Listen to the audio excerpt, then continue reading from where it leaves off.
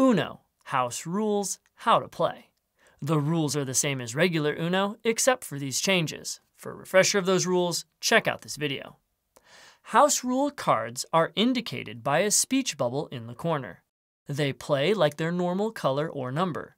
The first time a house rule card is played, the player who played it gets to create any new rule that all cards with that house rule number on it must follow whenever they are played, including on the turn it was created. It is recommended, but not required, that all house rules force all players to do an action, like clap, stand up, raise their hands, that sort of thing. Then, the last player to perform that action must draw one card.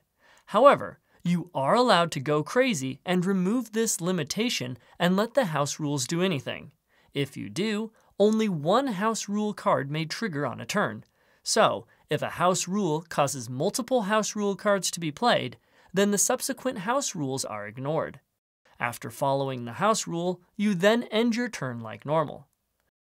A wild game changer is a wild card that can be played on any other card. Once played, you get to pick any house rule card number that has a rule and change it to a new rule. If no house rules have been created yet, then you do not create one. Your turn ends with you picking the color that resumes play.